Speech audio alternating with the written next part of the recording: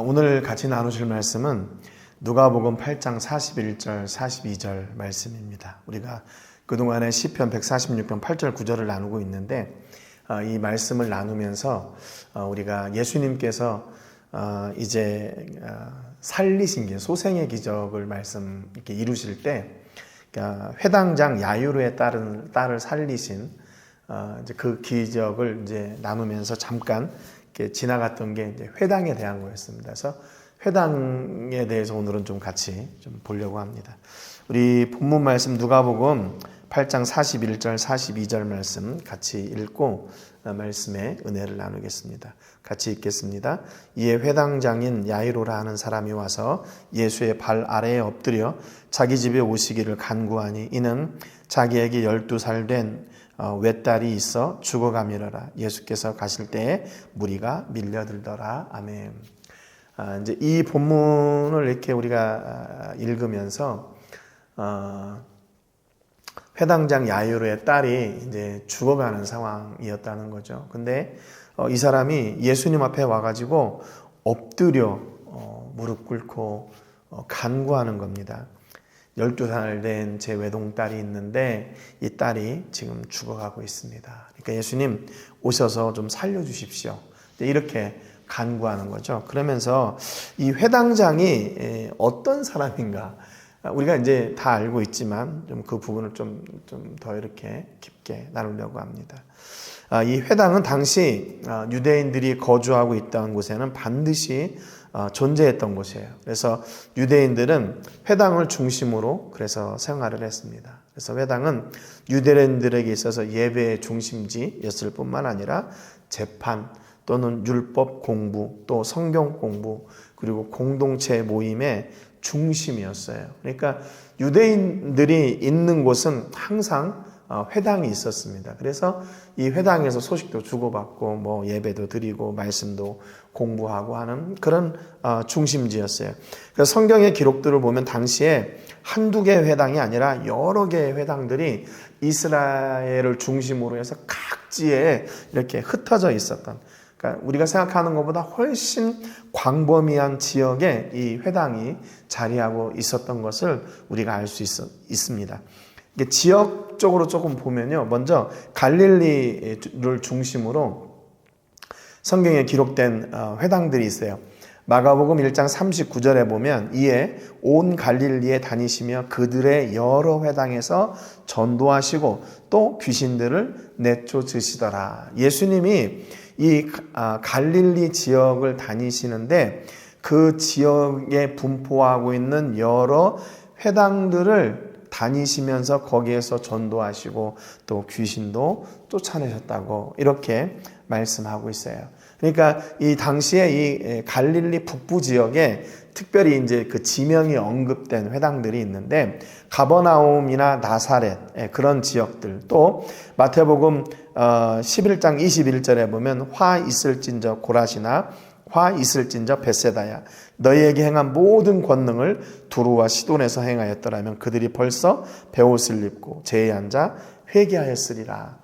그러니까 지금 여기 등장하는 그 회당의 중심들은요 북쪽이에요. 갈릴리 바다의 북쪽에 있는 도시들입니다. 고라신, 가버나움, 벳사다. 이게 이렇게 삼각형으로 되어 있는데 그래서 복음의 삼각지다 이런 말도 이렇게 쓰는 그런 뭐 학자들도 있습니다. 복음의 삼각주. 그런데 여기 특징이 뭐냐면 예수님이 그렇게 복음을 전하고 많은 기적을 일으켰음에도 불구하고 돌아오지 않았던 사람들이에요, 이게. 아니, 그렇게 지금 방금 읽었던 마태복음 11장 21절에도 보면 화 있을진저 고라시나 화 있을진저 벳세다야.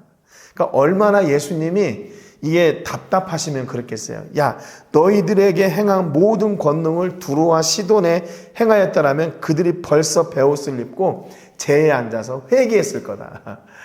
그렇게 예수님은 그 지역에 이렇게 사람들이 돌아오지 않으니까 계속 기적도 일으키고 하셨는데 안 믿었다는 거예요. 안 믿었다는 거예요. 그러니까 회당이 있다고 해도 그 회당은 유대의 어떤 그 정신, 그 다음에 히브리 그 과거로부터 오는 그런 어떤 형식적인 그런 것을 이렇게 중심하는 곳이었지 예수님을 믿는 그런 중심지는 아니었습니다. 그러니까 유대인들이 있는 곳에 있던 거지 그리스도인들이 있던 곳은 아니에요. 나중에 예루살렘에 핍박이 오면서 그리스도인들이 흩어지죠. 그래서 그곳에 교회들이 생기기 시작한 거예요. 그러니까 회당과 교회가 이제 조금 역할이 달라지는 거죠. 그래서 회당은 이제 공동체, 유대 공동체가 세워서 함께 운영하는 곳이고 교회는 그래서 가정에서부터 시작한 교회들이 대부분입니다.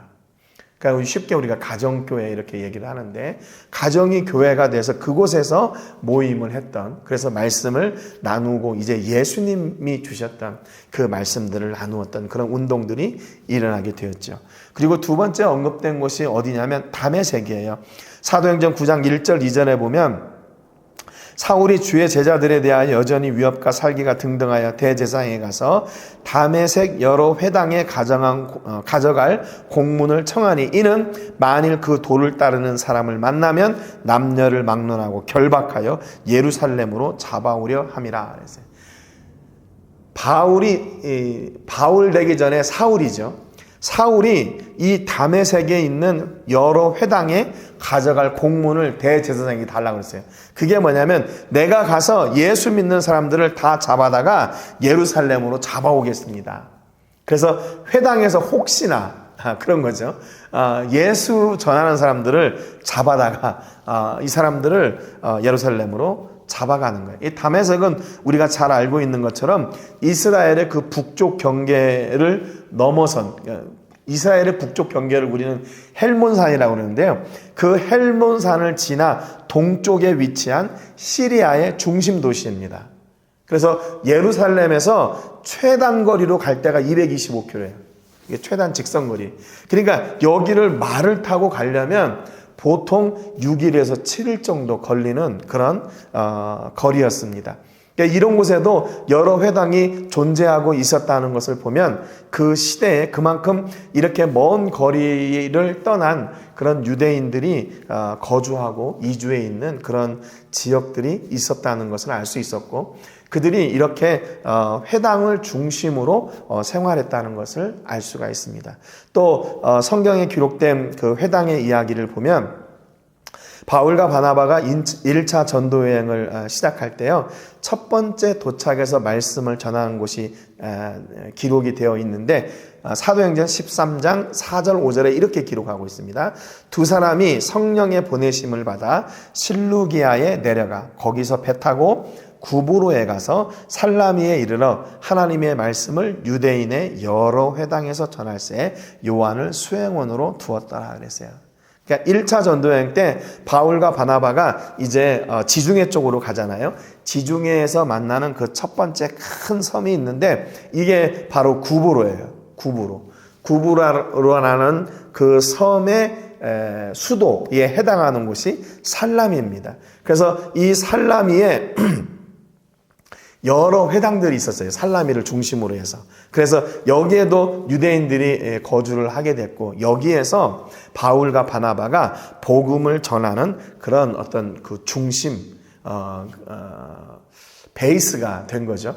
그러니까 여기에서 사실은 이렇게 유대인의 회당에 가서 예수님을 전하는 것은 이거 진짜로 자기의 신분을 다 드러내고 죽으면 죽으리라 하고 이렇게 가서 전하는 경우나 마찬가지인 거예요. 그러니까 이 바울과 바나바가 1차 전도 여행을 떠날 때 얼마나 그 복음에 대한 열정이 뜨거웠는지를 알 수가 있죠. 여기에 도착하자마자 이들이 들어간 곳이 바로 이 회당에 들어가서 거기에서 이제 복음을 전했던 것을 우리가 볼 수 있어요. 그러니까 이 회당이 이스라엘뿐만 아니라 이스라엘을 넘어선 다른 지역에도 이렇게 퍼져 있었다는 것을 알 수 있어요. 요한복음 18장 20절에서 21절에 보면 예수께서 대답하시되 내가 드러내고 세상에 말하였노라. 모든 유대인들이 모이는 회당과 성전에서 항상 가르쳤고 은밀하게는 아무것도 말하지 아니하였거늘 어찌하여 내게 묻느냐. 내가 무슨 말을 하였는지 들은 자들에게 물어보라. 그들이 내가 하던 말을 아느니라. 그랬어요. 예수님이 그 예수님의 사역을 이렇게 변호하실 때 뭐라고 말씀하셨냐면 내가 모든 유대인들이 모이는 회당과 성전에서 항상 가르쳤다. 나는 은밀하게 이렇게 사람을 이렇게 꿰어다가 가르치지 않았다. 그 말이에요. 근데 여기에서 회당과 성전이라고 이렇게 말씀하고 있는데 사실은 영어 성경에 보면 이게 복수입니다. 뭐가 복수냐면 회당들이에요. 회당들. 회당들과 성전. 여러분 그러면 이게 무슨 얘기인가 아시겠죠? 회당들은 복수니까 회당이 정말로 앞서도 말씀드렸지만 갈릴리를 중심으로 해서 아니면 그 각 지역마다 이렇게 흩어져 있는 그 회당들에 가서 복음을 전했고 또 하나는 성전에서 그랬어요. 성전. 성전은 어디입니까? 예루살렘 성전 딱 하나 있었던 거죠. 그래서 성전은 단수예요. 회당들과 그러니까 정확하게 얘기하면 회당들과 성전에서 항상 가르쳤고 그렇게 예수님이 말씀하고 계시는 겁니다. 그러니까 당시에 이 회당들이 얼마나 많이 있었나, 많이 퍼져 있었나 하는 것을 알 수 있죠. 또 바울의 전도 여행에서 빠질 수 없는 것이 바로 회당입니다.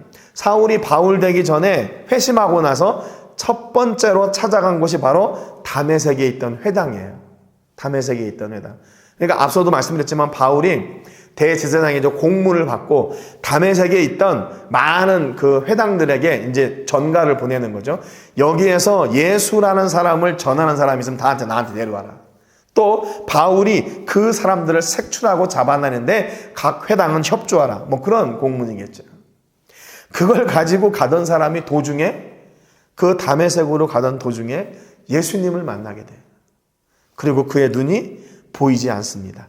그러니까 직가라고 하는 거리에 있는 유다의 집에 가서 기거하게 됐고 예수님은 아나니아를 그 집으로 보내셔서 사울을 만나게 하시고 그에게 안수하여 눈을 뜨게 해 주시죠. 그래서 시력을 회복하고 힘을 회복한 사울은 사도행전 9장 20절 22절에 보니까 즉시로 각 회당에서 예수가 하나님의 아들이심을 전파하니 그랬어요.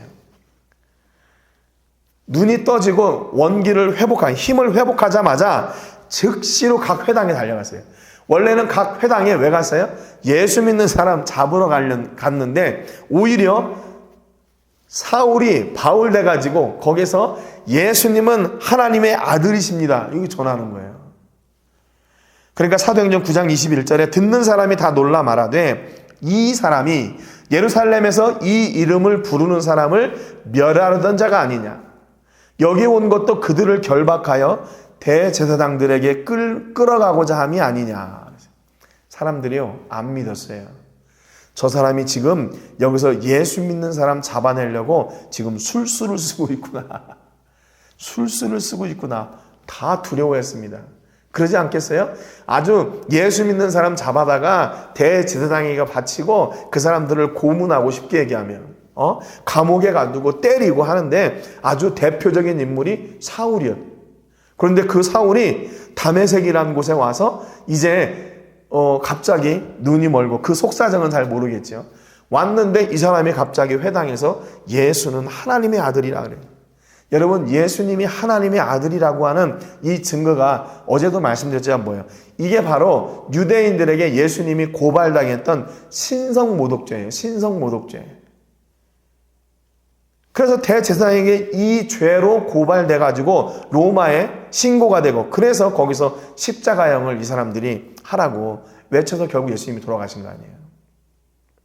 그러니까 이 복음의 핵심을 얘기하니까 사람들이 믿을 수가 없는 거예요. 원래 예수님이 하나님의 아들이다 말했던 사람들을 잡아다가 죽이던 사람이 이제는 자기가 예수님이 하나님의 아들이다 그러니까 누가 믿겠어요? 그러니까 지금 이 사울에게는 이게 얼마나 기쁨이에요. 예수님을 만나고 그분이 누구신지를 알게 되고 이제 그분이 하나님의 아들이신 걸 선포하는데 너무 좋아하는데 다른 사람들은 그것을 색안경을 끼고 저 사람이 지금 우리 잡아가려고 저러는구나. 사울이 바울 돼가지고 복음을 전하기 위해 찾아갔던 곳이 바로 회당이에요. 그러니까 회당에 가면 당연히 유대인들을 만날 수 있게 됐고 그들과 이야기할 수 있고 성경을 얘기할 수 있고 하는 그런 자리가 되었던 겁니다. 그렇기 때문에 우리가 지금 앞에서 잠깐 읽었던 누가복음 8장 41절 42절에 회당의 장이 예수님 앞에 나와서 이렇게 무릎 꿇고 엎드려 간구한다는 것은요, 이건 정말 놀라운 일입니다. 놀라운 일이에요. 사람들이 깜짝 놀랄 수밖에 없어요. 그냥 회당의 회원도 아니고 그 회당의 대표가 그 모든 일을 다 관리하고 예배 시간, 성경 공부 시간 뭐 이런 걸 다 관리했던, 그리고 재판이나 이런 것들을 다 했는데 그것을 관리하던 사람이 예수님 앞에 나와서 무릎을 꿇고 그렇게 간구하고 있는 거예요. 여러분, 우리나라도 700만 한인 디아스포라가 있다 그래요. 700만이나 되는 한인들이 전 세계에 다 흩어져 있습니다. 그런데 물론 그렇지 않은 데도 있지만 그 중심에는 뭐가 있냐면 교회가 있어요. 얼마나 감사한 일이에요. 예전부터 우리 대표적인 예로 멕시코에 왔던 그 애닉갱들 있잖아요. 그분들도 교회에서 이렇게 다 모집이 돼가지고 오셨던 분들이에요. 그냥 그분들을 통해서 교회가 시작되고 예배가 시작되고 했던 것이 이 한인교회의 이 멕시코에서의 역사입니다. 그러니까 이 이주민들에게 교회라고 하는 것은 교회라고 하는 어떤 그 의미를 넘어서는 모임이에요. 공동체예요. 생명의 공동체, 한인들의 모임을 넘어선 생명의 공동체, 지역을 섬기고 사랑하는 그런 실천하는 그런 중심이 바로 교회가 되는 거죠. 여러분, 그래서 우리 교회도 그런 교회가 되기를 지향하고 있는 거죠. 그래서 브링업 멕시코라는 그런 NGO를 통해서 정말로 하나님의 사랑에 도움의 손길이 필요한 곳에 그들을 섬기고 사랑하는 일을 실천하는 그런 통로를 가지고 있는 겁니다. 그러니까 회당의 역할을 했던 것처럼 우리 한인 디아스포라들에게도 교회가 바로 그런 역할을 하는 거죠. 그런데 그런 역할을 했던 이 회당의 장이 어느 30대 청년 앞에 가서 무릎을 꿇고 자기 딸을 살려달라고 하는 거예요. 지금 그 회당장 야이로는요, 자기가 많은 사람들을 대표하고 다른 사람들의 이렇게 공경을 받고 높임을 받는 그런 자리가 아니라 지금 한 딸, 12살 먹은 딸이 죽어가는 모습을 보고 너무나 안타까워하는 한 아버지, 평범한 아버지의 모습으로 예수님 앞에 나온 거예요. 그 앞에서, 예수님 앞에서 거들먹거리지 않았어요. 자기가 사람들로부터 대접받고 환영받고 이렇게 존경받는 사람이라고 예수님 앞에 나와서 거듭먹거리지 않았어요. 왜냐하면 지금 딸이 죽어가는데 유일한 희망은 바로 예수님밖에 없다는 것을 이 회당장 야이로가 잘 알고 있었기 때문에. 물론 예수님의 가시는 중에 그 딸은 죽었지만 그럼에도 불구하고 예수님은 그 회당장의 그 중심, 그 딸을 사랑하는 아버지의 심정을 그걸 받아들여서 예수님이 그 야이로의 딸을 살려주시는 그 역사를 이루신 겁니다. 그러니까 결국 그 딸을 살린 출발점은 뭐예요? 그 아버지의 사랑이에요. 그 아버지의 사랑. 그 딸을 사랑하는 그 사랑으로 그 마음을 받으신 예수님이 그 역사를 이루신 겁니다. 여러분, 우리들도 부모잖아요. 아마 부모들이 자녀들을 향한 사랑, 그 어떤 사랑보다도 가장 강력하고 큰 사랑이라고 저는 믿어요. 가장 순수하고 가장 강력하고 정말로 값없이 아가페의 사랑을 닮은 그런 사랑이 바로 자녀들을 사랑하는 부모의 사랑이 아닌가, 그렇게 생각이 됩니다. 여러분, 오늘 여러분의 자녀들을 그렇게 좀 사랑하는 여러분 되시기를 주님의 이름으로 축복합니다. 그 사랑이 하나님을 움직이게 하여, 그 사랑이 하나님이 그 자녀들을 향하여 역사하시도록 해요. 여러분, 그러니까 무슨 말이 필요해요? 우리가 자녀들을 사랑하는 건 뭐예요? 하나님께서 주신 그 선물을 우리가 하나님의 마음으로 사랑한다니까 하나님이 그거보다 더 기뻐하실 일이 어디 있겠어요? 여러분, 오늘 여러분의 삶 속에서 우리의 자녀들을 그렇게 사랑한다 고백하고, 우리의 자녀들이 하나님께서 주시는 그 온전하신 사랑과 세우심과 그 복 주시는 은혜로 더욱더 풍성케 되고 잘 되는 복이 넘치시기를 주님의 이름으로 축복합니다.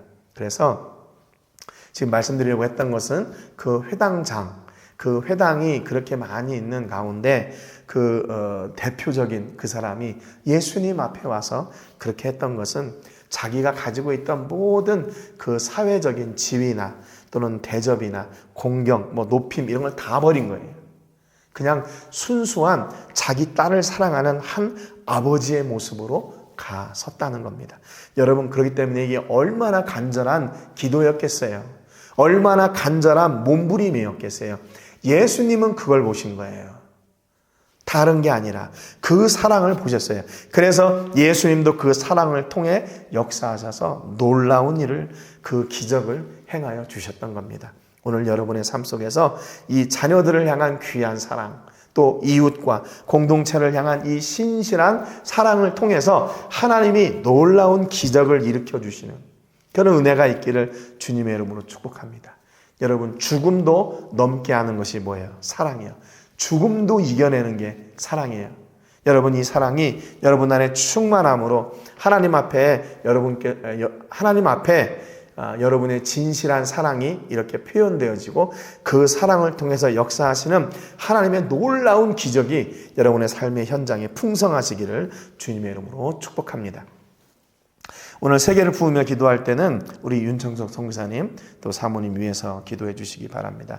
또 선교 물품 이런 걸 또 지원받기 위해서 미국에 이제 운전해서 가셨다고 그래요. 근데 그 여정들을 잘 지켜주시고, 또 이번 주에는 또 김춘기 목사님 계신데 가서 이렇게 또 말씀도 나누고 그런다고 하는데, 오시는 모든 과정 선하게 인도해 주시고 안전하게 지켜주시고, 또 이렇게 선교 물품 받아오시는 것도 잘 가져와서 많은 지역에 도움이 될 수 있도록, 복음 전도에 도움이 될 수 있도록 위해서 기도해 주시고, 우리 선교사님 사모님 건강으로 지켜주시고, 한국에 있는 두 아들에게도 선한 하나님의 사랑과 역사가 충만한 은혜가 있기를 위해서 기도해 주시기 바랍니다.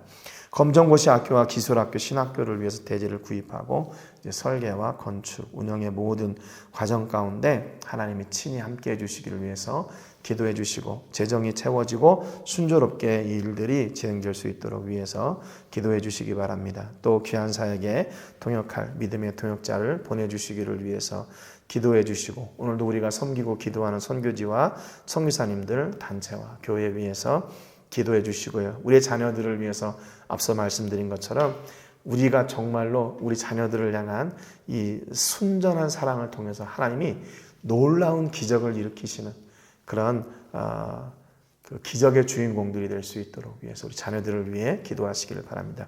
오늘 말씀처럼 오늘도 우리 삶 가운데 우리의 환경을 넘어 오직 예수님만 바라고 기대하는 소망으로, 그래서 그 소망이 열매 맺고 풍성케 되는 은혜가 있기를 위해서 기도하시기를 바랍니다. 제가 먼저 기도하고 같이 기도하겠습니다. 하나님 아버지, 감사드립니다. 저희가 오늘 회당장 야이로가 그의 딸이 죽어가는 것을 보고 예수님 앞에 달려나와 무릎 꿇고 엎드려 자기 딸을 살려주시기를 간절히 바라는 그런 모습을 봅니다. 당시 많은 회당들이 있었고 그 회당들을 중심으로 유대인들은 삶의 축이 되었는데, 그 회당을 운영하던 그 최고의 장이 예수님 앞에 나와 엎드려 무릎을 꿇는다는 것은 보통 어려운 일이 아니고 보통 희귀한 일이 아닙니다. 그런데 지금 이 회당장은 회당장으로 선 것이 아니라 자기 딸을 사랑하는 아버지의 모습으로 예수님 앞에 나왔습니다. 하나님, 오늘 저희들에게도 이 순전한 자녀들을 향한 사랑을 하나님 확인하는 하루가 되게 해주시기를 원합니다.